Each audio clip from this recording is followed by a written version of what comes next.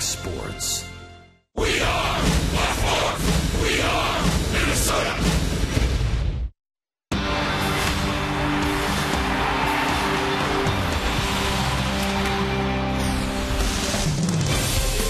It's the start of a week-and-a-half-long homestand for the Minnesota Twins as they hope to climb out of the basement in the American League Central. And the good news is the teams that will be making up the opponents in this homestand are all within the American League Central, where the Twins have played decently. Not great, but okay. A win tonight, and they'll be playing .500 within the division.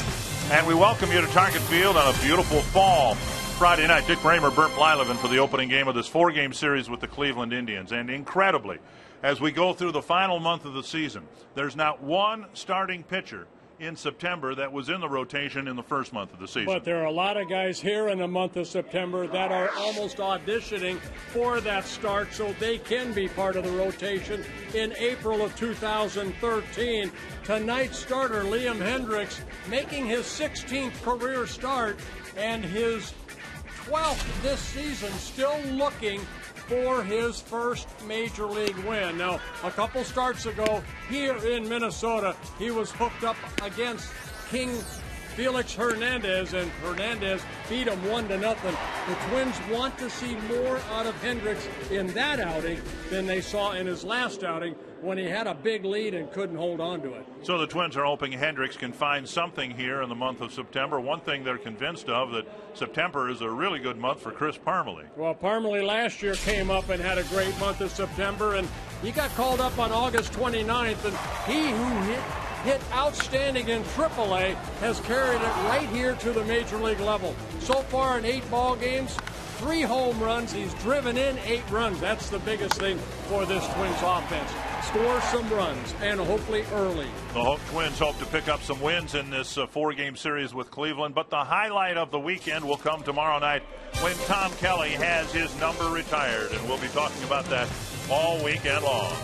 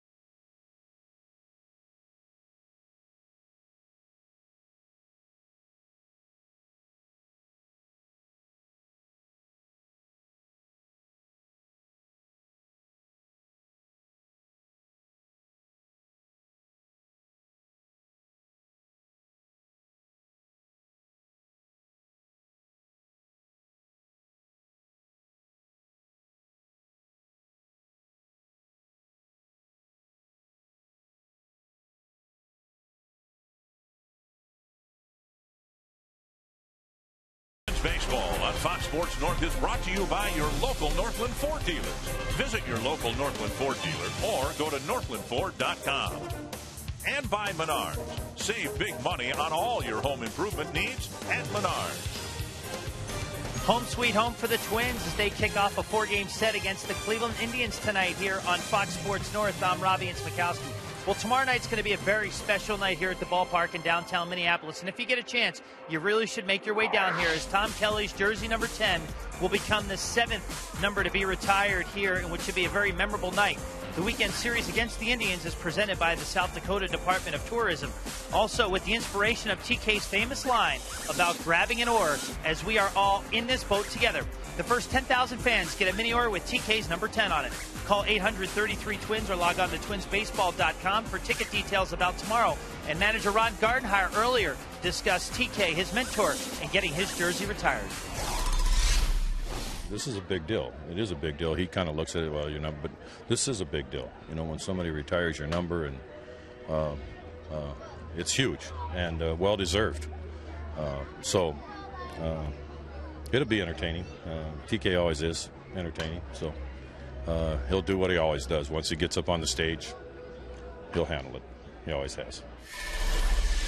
And many of you are Twins fans out there, have been Twins fans for a very long time. And if you get a chance to come to the ballpark tomorrow, make sure you witness a little bit of Minnesota Twins history, as that number 10 has a black sleeve over it right now. But tomorrow it's going to be revealed forever. First pitch coming up next.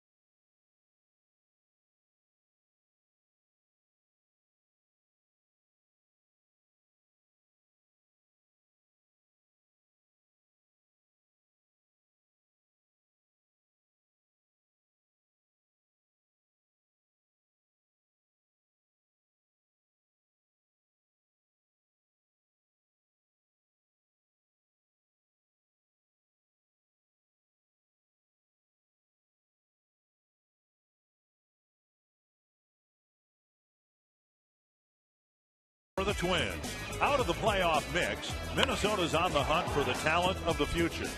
September auditions will help decide which players will call Twins territory home next season. There have already been some shining stars, but who will make the most of their opportunity? Find out next in Game 1 between the Twins and the Indians. And Liam Hendriks will try yet again to pick up his first major league win tonight in the opening game of a 4-game series with Cleveland, a 10-game homestand against Cleveland, Kansas City, and Chicago. The Menards batting order for Manny Acta. Shin-Soo Choo leading things off, then Jason Kipnis as Drupal Cabrera, Carlos Santana, Michael Brantley. Russ Kanzler is their designated hitter. Casey Kochman. Vinny Rotino is their left fielder. And Jack Hanahan hitting ninth and playing third base. And Liam Hendriks on the year, you see his record 0-7 with a 6.11 ERA. Not only his 12th start this year, it's his 16th career start at the major league level. He made 4 starts last year, and one of those starts, his last start last year, came against the Cleveland Indians, where he ended up getting a no decision. The Twins won that ball game in 10 innings, 6-4. In that ball game, also Hendricks worked 6 innings. They gave up 4 runs to the Indians.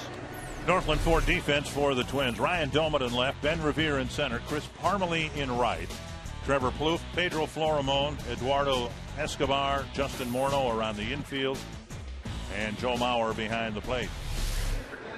Domet in left, Parmelee in right. The Twins trying to inject as much power into the lineup as they can. And I don't know about you, Bert, I can't think of anybody on the 29-man roster that the Twins bring into this series. I can't think of anybody that has a greater opportunity and has more to prove than Liam Hendricks.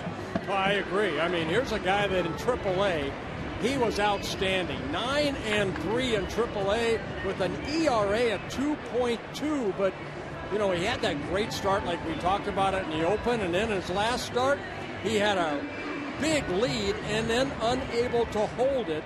And that coming against the Royals in Kansas City.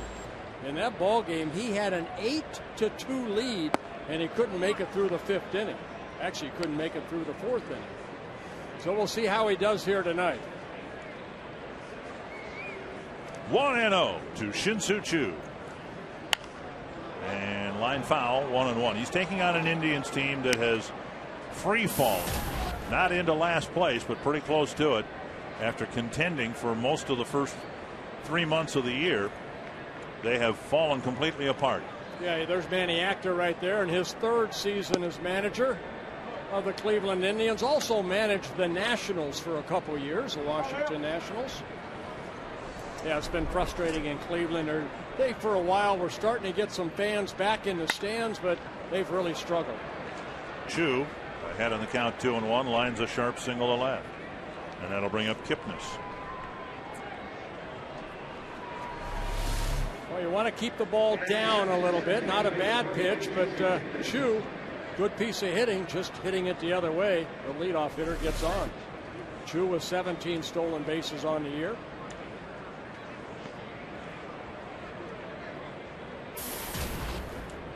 Kipnis had a great first half. He struggled in the second half, and boy, up and down this Cleveland lineup, post All-Star break batting averages are pretty puny.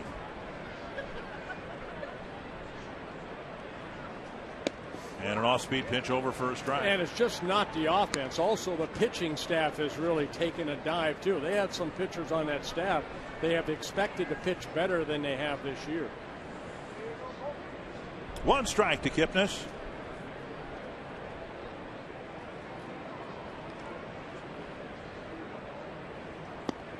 One and one. Well, Liam Hendricks, 23 years old, last year started at low A ball, and then moved up to AA, then AAA, and then ended the season in the Twins uniform.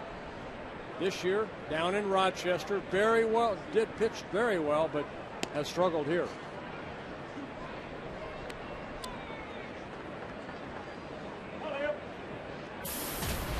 One and one to Kipnis.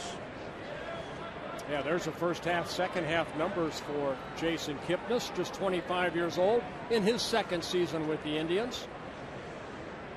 After his first half, there was some thought from people on the field staff of the Indians that Kipnis could go to the All-Star game, and they thought he was going to be a cornerstone player. Hit him 3rd for a while, but then the slump came, and now he's hitting in the 2nd spot. Down and away, and it's 2-1 again. Well, it's the 12th game between these two ball clubs, and the Twins actually are leading in the series 7-4. The last time the Indians were here, believe it or not, they were on an emotional high. They had just beaten Justin Verlander and taken the series with Detroit 2-1 in Cleveland. And you're right, the fans were starting to get energized by this team. They were starting to come back. And people thought that the disappearing act that the Indians pulled last year would not be repeated this year. Then the Twins swept them here. There haven't been enough sweeps or wins at home, period, for the Twins. But the Twins swept them here, and the Indians have never recovered. They went on to lose 11 straight 2-2 to Kipnis. And the ball driven foul into the seats. And we've seen this from Liam Hendriks. At times he'll get ahead in a count and he just can't put that hitter away. That pitch count getting up very quickly. 56 innings coming into this ball game, 36 strikeouts, 16 walks, but he's given up 76 hits. Hoping for a ground ball. Called third, strike at the knees, and Kipnis is called out.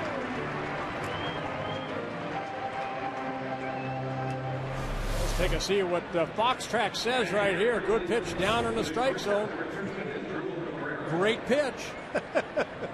Just got the corner. The mythical black part of the plate. That's right? Amen. Here's his Drupal Cabrera.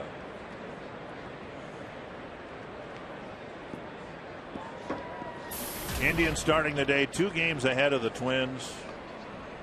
Can probably do the math. If the Twins take 3 out of 4 in this series, they'll move into a 4th place tie.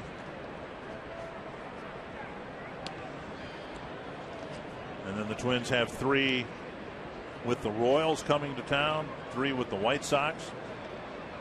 There are the standings. The next homestand, the final homestand for the Twins, might have more national interest, but it's going to be a much tougher homestand for the Twins. So if they hope to crawl out of the basement, this is the homestand to make their move. Twins have 3 with the Yankees and 3 with the Tigers to close out the home schedule. 1-0 to Cabrera. Cabrera, another solid year for the Indians. It's his second half down, but he made the All-Star team. Second time he's made the All-Star team for the Indians.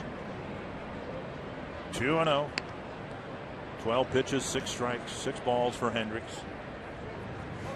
Oh, I remember that game that he pitched against King Felix here. I mean, it was like 2 hours and 20 minutes. Both pitchers went about it. They didn't take a lot of time between pitches, even in the stretch position.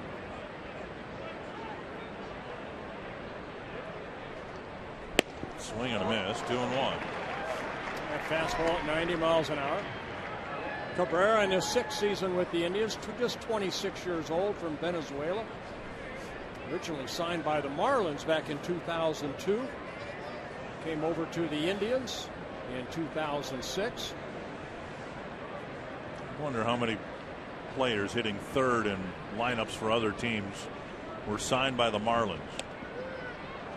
Excuse me, it was the Mariners. Seattle Mariners. Mariners, I'm sorry. Seattle Mariners. But I'm sure there are a lot. Whatever the list is, just take his name off it. Right. Well, you got Miguel Cabrera. I think Hanley Ramirez is hitting in the middle of the lineup now for the Dodgers. 2-1 to Cabrera. On the outside corner.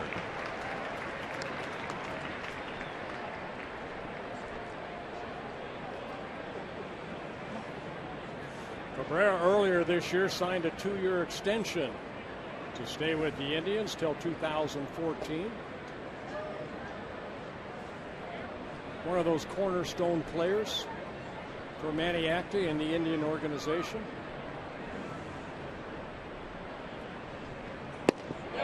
Just off the plate, full count.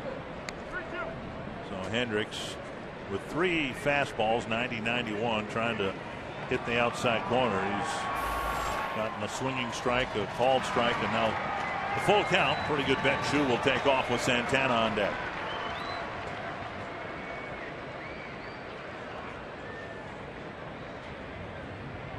Chu goes, and it's ball 4.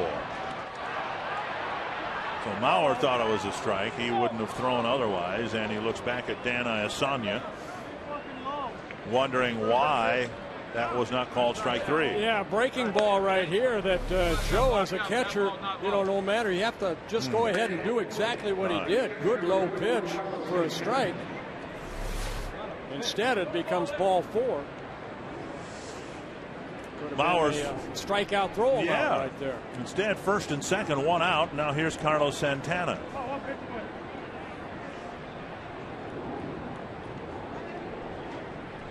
Dan Iasanya is behind the plate.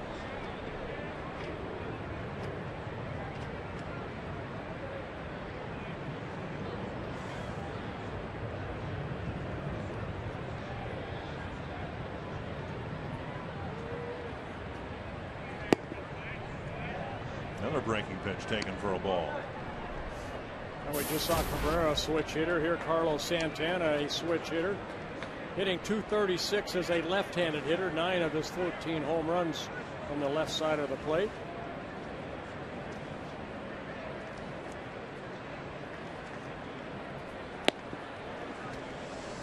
Two and 0. 18 pitches, just 8 strikes for Hendricks. Santana's actually been one of the better Cleveland hitters after a slow start the first 3 months. Not the guy you want to face with 2 men on and only 1 out. Pop foul and out of play, 2-1.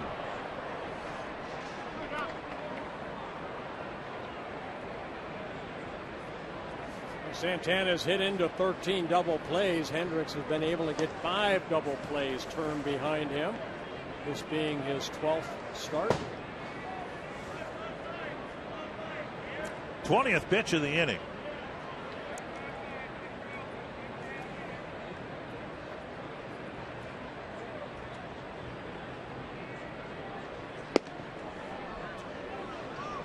Not missing by much.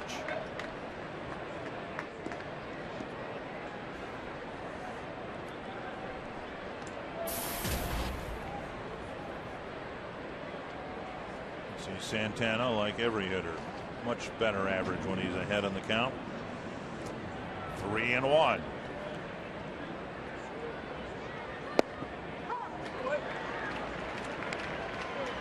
And Santana looks back at Iasanya wondering why that wasn't ball 4.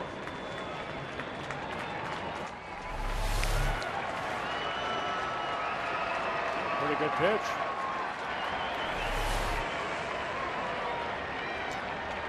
The first half inning has absolutely no pace at all.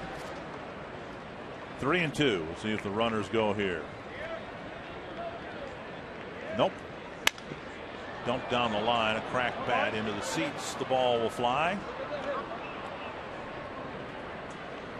21 pitches.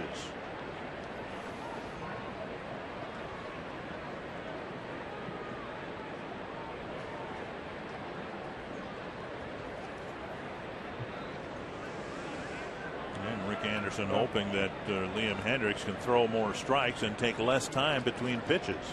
Yeah, one thing baseball's trying to do is speed the game up, and Santana went all the way back to the dugout to get a bat, and then he put also some pine tar on it. Usually they have another bat ready to go. Bat boy's supposed to run one out though. Right. Shoes at second. He singled about 20 minutes ago.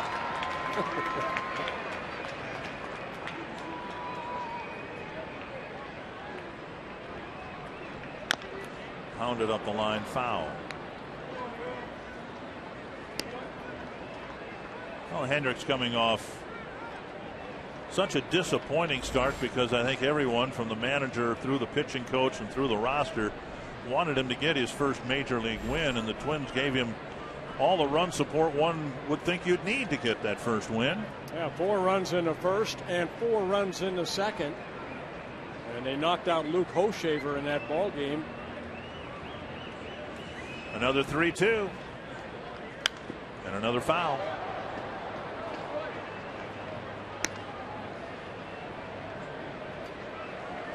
It wasn't just that the Royals got a lot of hits. They did 10 of them. He only recorded 11 outs. But by the time he left the game with 2 outs in the 4th, he'd already thrown 79 pitches. Right.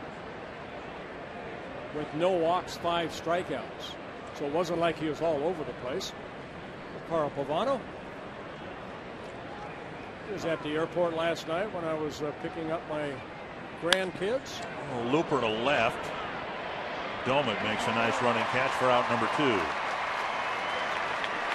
And that'll bring up Michael Brantley.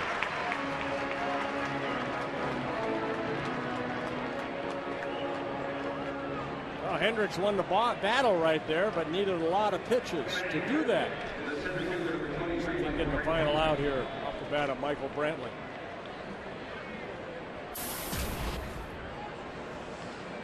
Brantley getting a chance to play an awful lot of center field for the Indians, because again this year, this, would you call Cabrera a cornerstone player or whatever, the guy who the Indians have been counting on, Grady Sizemore, has been unable to play again this year.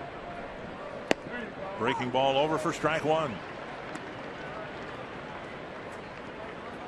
Yeah, Brantley just 25 years old, coming from the Brewer organization in his 4th season with the Indians.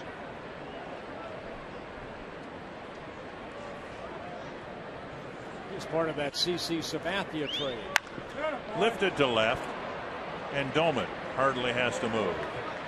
A 27 pitch, scoreless, top of the first.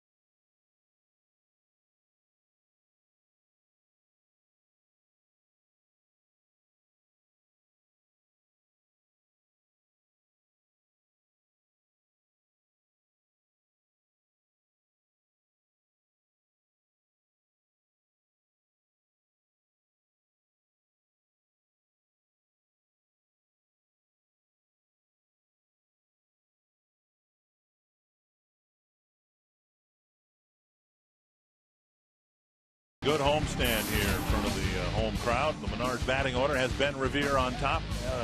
Eduardo Escobar batting second. Then Joe Mauer, Josh Willingham, Justin Morneau, Ryan Doman, Chris Parmelee, Trevor Plouffe, and Pedro Florimon. And on the mound here tonight, it'll be Genmar Gomez making his 15th start of the year, his 17th appearance, his 2nd start this season against the Twins. He got a no decision in a 5-4 win over the Twins. That back in the middle of April. And Ben Revere will lead things off for the Twins. Strike one.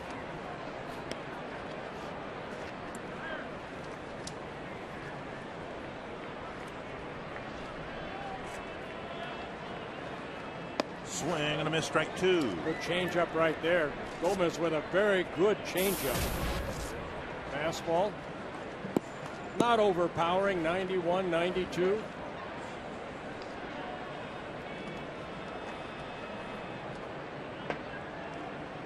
One and two. Twins have beaten the Indians 7 of the last 8 games. And hoping to win this 4-game series, a wraparound series that finishes Monday night. There's a call, third strike, one away. So one down. That brings up Eduardo Escobar, making his Twins target field debut. The Northland Ford defense for Cleveland. Vinny Rottino in left, Michael Brantley in center, Shin-Soo Choo in right. An infield of Hanahan, Cabrera, Kipnis, and Kochman. Carlos Santana behind the plate. Here's the switch hitting Escobar, taking ball one. Escobar just called up to get a look as an infielder, as he started the year with the White Sox organization.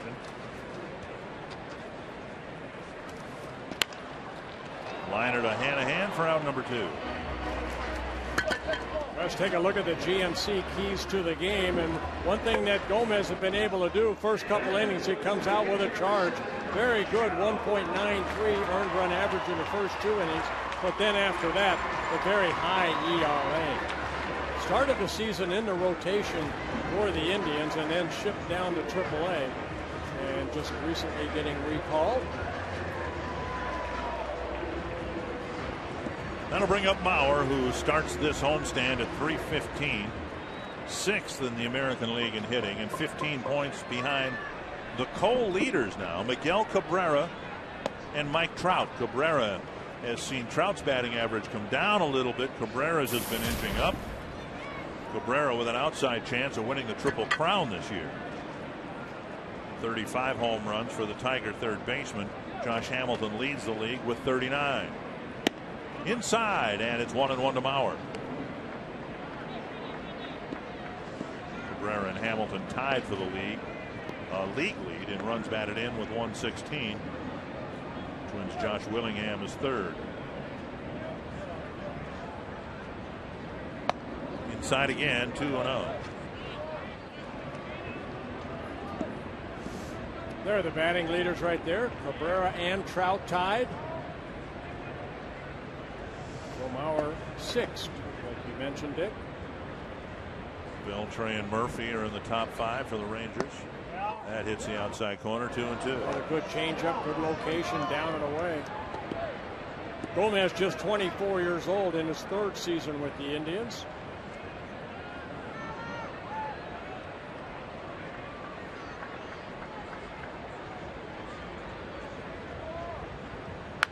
Foul back.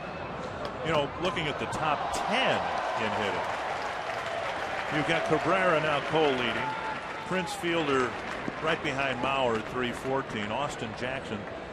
So they've got 3 guys in the top 10 in hitting. They've got a starting rotation that is as deep, I think, as anybody, certainly in the American League Central.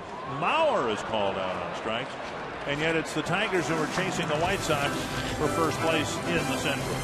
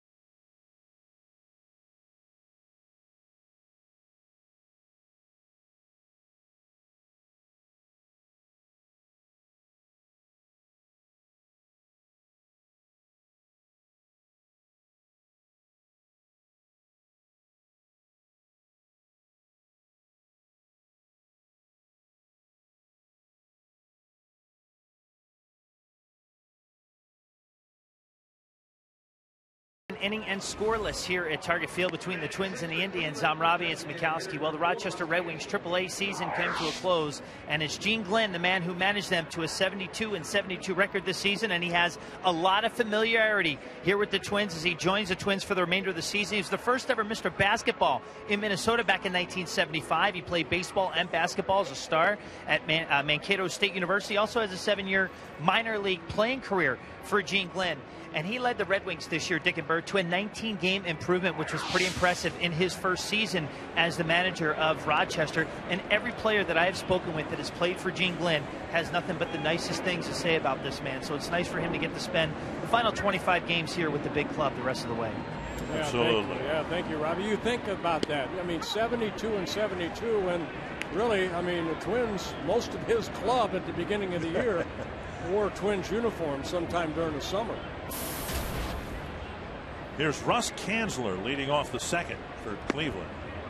Strike one, now ball one. I guess I'm gratified to find that the Minnesota Mr. Basketball Award was first awarded in 1975. I was always curious why I didn't win it in 1974. Is that why? Well, there are a lot of other reasons, but I couldn't have won the award if it didn't exist. Actually played against a guy who probably could have won it, Frank Wachlerowicz of Little Falls. But no, that is not the reason I did not win. I didn't think so. Near the Twins dugout, now to play. 2-2.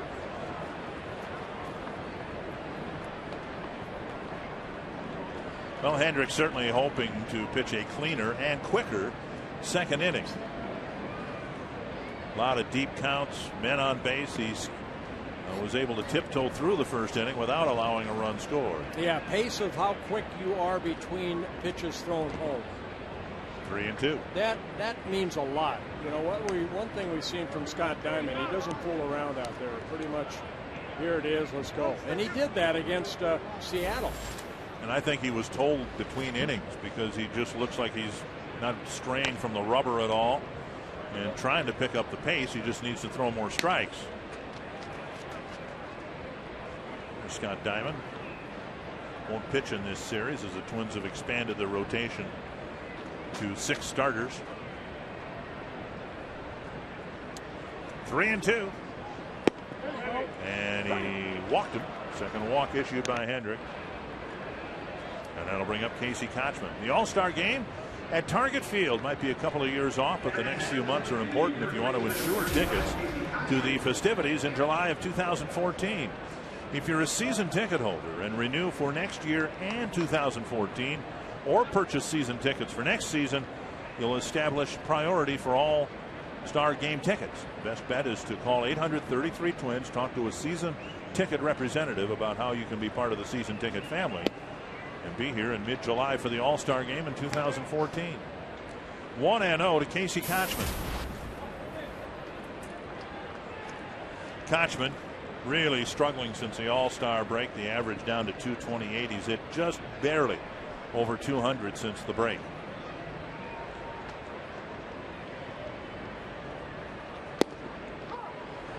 One and one. Kochman, 29 years old. He came into the season a 268 hitter, but last year, as you look at his numbers after the break, last year he hit 306 for the Rays in 146 ball games. So the Indians were hoping that Kochman finally had found himself a guy that has spent at the major league level now with 6 different teams.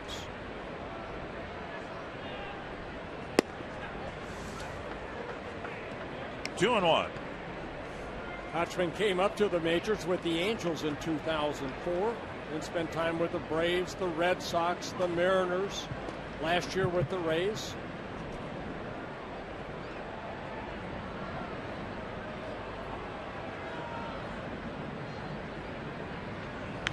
Fouled back, and it's 2-2.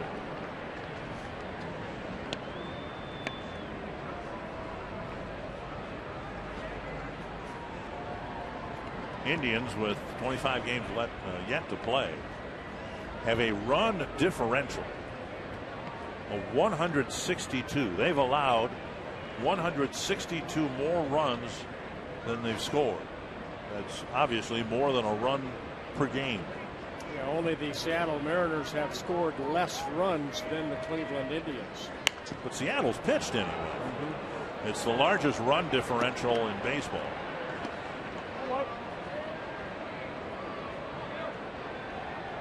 Since the Indians were here last, they fired their pitching coach, Scott Radinsky, hoping that would solve the pitching end of it. 2-2. And another foul. Liam Hendriks is about to throw. He has thrown now 40 pitches, and he's gotten 3 outs.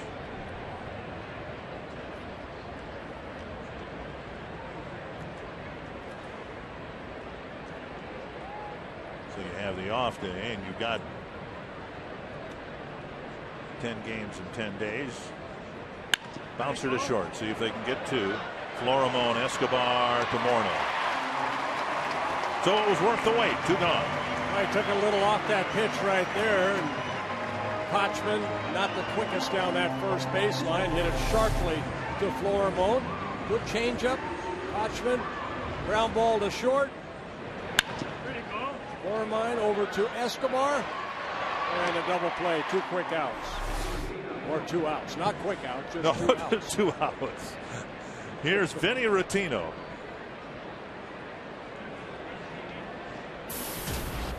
White Sox grabbed an early lead, 1-0 over the Royals. And then Francisco Liriano gave a couple back. Kansas City leading the White Sox 2-1. White Sox can't beat the Royals. See, I've got this all figured out. Okay. White Sox can't beat the Royals. Tigers can't beat Cleveland. The Twins beat Kansas City every time they play them. So I think in some weird way we're actually in first place.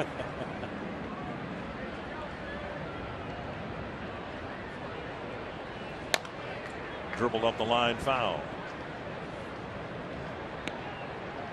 Yeah, the Indians have had their way with the Tigers. Actually coming off another one of those high points of their season after this month of August was the worst in franchise history.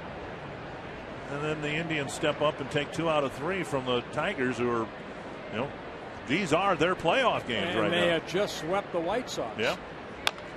Another chopper foul, and at least Hendricks is working ahead here. It's 1-2.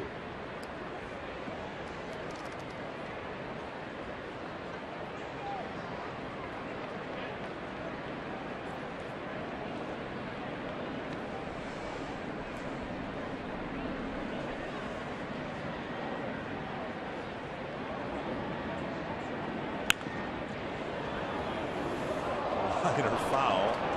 The fans okay, but the Samsonite went over backwards. We saw Joe Mauer wanted that curveball, and he threw a curveball, but he left it middle in. Looks like one of our fantasy campers there. Isn't that Will McMacken? Yeah, I believe it is. Well, we have got an automatic $10 fine for the Kangaroo Court and Fantasy Camp for that. Yeah, I'm the judge. That's a lot more than that. Morneau catches the ball. Will McMacken couldn't. And Hendricks faces just 3 men in the inning.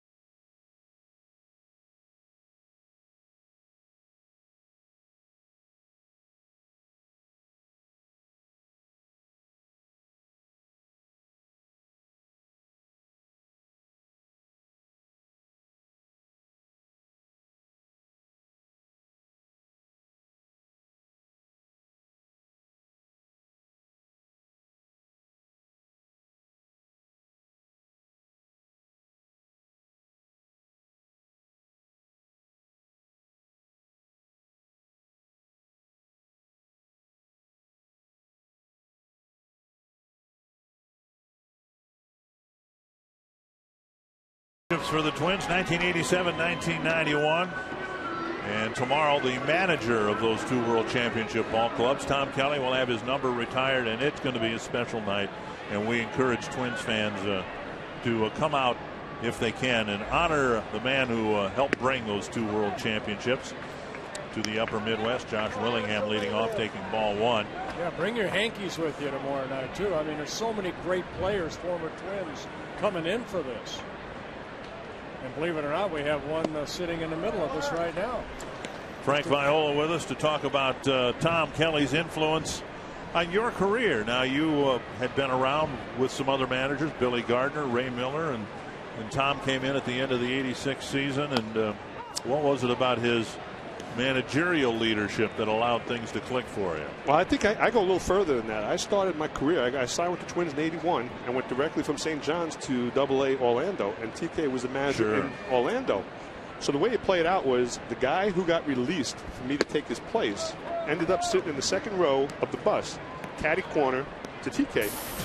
So TK, you know how competitive that guy is. You know, every once in a while he wants to, you know, the horses, the dogs, so on and so forth. He likes playing cards. Well, guess who became his automatic card playing partner? Me. So I had to put up that. He had to put up with me, first of all, the whole second half of the year, because I was a god-awful, my whole career I was a god-awful card player, and he never lets me live that down. But I got to know him through that, and then through the AA season all the way up. And the one thing you love about Tom Kelly, it didn't matter how much time he spent in the big leagues. It was less than 100 at-bats, I believe. He was one of the few guys who was able to, if you need to get lectured and yelled at, he could do that. He respected him for it because you knew there was a reason behind it. But most importantly, was he was a type that could forget it, go on and be a friend too.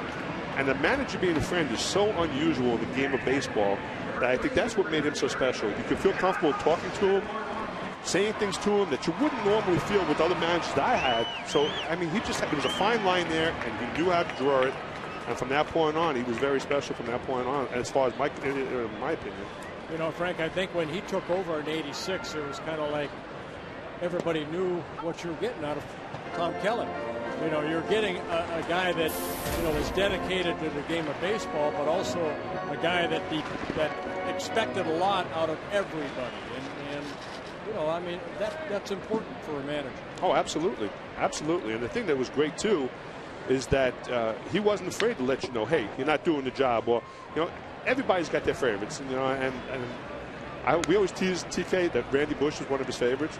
And Bushy, and he's here now, I can't wait, I hope he's listening, but you know, Bushy in AA was, and he's even in the big leagues, his strength wasn't defense, let's just put it that way. And it was a game in Nashville we played, and we played really poor, and Bushy was one of the reasons for it. And it just so happened. It just so happened. But after the game, you know, everybody's like, okay, TK is not going to get on anybody because Bushy was involved in it, so everything's cool. We get in the clubhouse, the spread is there, everybody's about ready to eat. TK says, nope, we're going to have a meeting. And we're like, oh, what is going on here? Next thing we know, the table is turned over, all the food, everything sprawled all over the place. And we're looking at Bushy going, you're the cause of this, you know that? He likes you. Imagine if he didn't like you. But anyway, you know, the thing that you love about TK was there's no BS to him. And I think that's the best way of putting it. You knew what, and you said it best, Bert, you knew what you were getting with him. You knew you had somebody come to the ballpark that wanted to win, and you wanted to win with him, too. And that rubs off on everybody. Justin Morneau at the plate, 2-2 pitch coming with Willingham at first. Twins trying to score first here. That's been an issue over the last couple of weeks, 3-2. Hey, we want to congratulate Brittany, your daughter, on her Olympics. Outstanding. What a great job she did. Very, very proud of her. You know, I can go to my grave saying I am the father of an Olympian, and that's the coolest thing in the world to say. Oh, it was fun to watch not only her perform. I don't want to talk about that. We're not going to talk about me. No, we're not going to talk about me. The stinking cameras found me anywhere. You were a little nervous, which you should have been. When we had the ball in our hands, who was in control? We were. As a parent, what could we do? Absolutely nothing. You have no control. And it was, bite your nails. Oh my God. And the camera panned on me, and it always seemed to be a poor dive. And it's like, oh, what am I supposed to do? Because I know the camera's looking at me. Do I clap? And I thank God I had Kathy that whistling and stuff. That took a lot of the pressure off. But oh my God. Well, congratulations. She did a great job. It was wonderful. Thank you, Bert. Another 3-2 to Morneau. Fouled away. I wanted to ask you talked about having Tom Kelly as a manager in the minor leagues, and people I've talked to, I've kind of gotten the impression that yes, he's a great major league manager. He might even have been a better minor league manager, if that makes any sense. Totally. And I agree with you, because you don't become a great major league manager unless you could survive and thrive in the minor leagues. And I think that's where he learned everything. That AA team that we had that I joined after I came out of St. John's included Gary Gaetti, Tim Laudner, Randy Bush, Timmy Tuffle. We had a bunch of guys that went on to play Major League Baseball. We had a lot of talent, but we played as a talent. With the talent we have, we played with a group that didn't think about themselves first, and that's the way TK preached everything. We're a 25-man team. We're going to play as a team, and we always maintain that. And it starts in the minor leagues. If you buy it in the minor leagues, you're going to follow through and carry through in the big leagues. Ryan Doman will hit. The pitch looked like it had plenty of the plate to Morneau, but the Twins start the second with a couple of walks. I'm glad neither one of you are pitching tonight. Let's just leave it at that. Yeah, the strike zone looks it's very inconsistent so far. In the shape of the state of Idaho, I think. Strike one. I just got done with Savannah Sand that season in the South Atlantic League. And out of 136 games, I got tossed out officially of 2 games, but could have very easily been tossed out of others for the reason that we're just talking about. 1 strike to Doman. Parmalee will follow. Of what value do you think, either one of you, Bert, came back to the Twins in '85. Speaking of Tom Kelly, of what value was it that he was on the coaching staff before he got the managerial job here? Because that's, he was in the minor leagues, as you said, but then he was a part of the coaching staff before assuming the manager's job. I think that meant a lot because, through the '82 season, the frustrations that the Twins went through and, learning the game. Tom Kelly kind of went through that with the minor leagues. He saw these guys. He pushed them to the big leagues, and then he became a coach. So he knew the talent that was there. It's just a matter of letting them relax and get the most out of them. And it took a little while, but, not really. From '86 to '87, boom, we won just like that. But you also have to realize what he did in that time period. He realized what a deficiencies were, and he built on it. I've spent the last couple of years in the Met organization, and we do fundamentals, but we don't do fundamentals the Minnesota Twins way. We do PFPs, TK went above and beyond. We did so many things fundamentally that by the time we got into the games and the situation arises, you knew what you had to do. And that wins so many games in its own way. And the shame of it is, of all the guys I've seen, everybody improved their defense except for me, for whatever reason. And I used to get so much crap from TK and those guys because I was one of those lefties that fell off the first base and I was kind of slow getting over there. It's so frustrating knowing you need to do something, but you couldn't do it at times. But, they always stick with you. They work with you. And I'll tell you, you play good fundamental baseball, and that's what was taught from the beginning with us. You're going to win a lot of ball games. Out at second, Doman beats the relay to first. Runners now at first and third, 1 out for Parmalee. There's our carsoup.com /baseball question. Bill Lumpert from Plymouth wondering of Frank Viola. What's your favorite all-time TK moment? Favorite TK moment? There's a lot of them. I guess the funniest one was, Mr. Blyleven here was involved in the middle of it. TK was talking in front of the crowd. Was it '88 after we won the World Series and we came back the following year or something? We had something on the field occasion. And TK was standing there, and Mr. Blyleven decides to crawl up behind him and tie his shoelace on fire. Parmalee lifts it high and deep to the left field corner. Rottino is under it, makes the catch. Tagging is scoring is Willingham, and advancing to second is Doman. So Parmalee with a sacrifice fly drives in the first run of the game. Yeah, Parmalee picking up his 15th RBI and his 9th since coming back, and Doman tagging up right here, and very close play. Now he got there in plenty of time, but almost overslid the bag, holding on to it and keeping that left hand on the bag. Go ahead, Frankie. Nice heads-up baseball right there by Doman. Yeah, so anyway, TK's talking, a serious discussion, and everybody behind him sees the shoelace starting to catch fire. And he handled it so professionally. He finished his speech, and that shoe was burning pretty good. But he didn't show any emotion. That's TK. He doesn't show any emotion until you get to know him. And then, picture Tom Kelly walking by his office, seeing his feet up on the desk with a stogie in his mouth. I'll go to my grave thinking about that every day, too. That was just a wonderful thing about Tom Kelly. He felt good. He knew he knew himself, and it was, you can't say anything more than that. When you know yourself, you're going to be successful. You know what, Frank? There's a lot of fans that maybe weren't around in '87 and '91 that still get a chance to maybe come to spring training in Fort Myers, and Tom Kelly's always there. I mean, he's not only fun to watch, when he gets at the big league level, but watch him when he goes to the minor league level. He will stop games. He'll walk out to center field, typical Tom Kelly, and say, young man, you have to turn this way, that way. I mean, he's a perfectionist. He wants the game to be played the right way. And no matter if you're at the major league level or at the minor league level, he's a great teacher. Yeah. Teacher of the game. And that's what it's all about. That's what it's all about. The thing I love more than anything, it's an old cliche, and everybody talks about, it's one game at a time. But it truly worked with Tom Kelly. Hey, one game at a time. Don't look too, don't look back. Don't look too forward. Just take it right now and go with it. And it means a lot, and it meant a lot to all of us too, because we learned from that. 3-1 now to Plouffe. Florimone would hit next. When asked about your favorite TK moment, I was the first one that came to mind was something that must have been hard for him to do, and maybe harder for him to do it to you, and that is take you out after the 8th inning of Game 7. Now, we had in our pregame show a segment, an interview you did back in spring training, and you reflected on that and talked about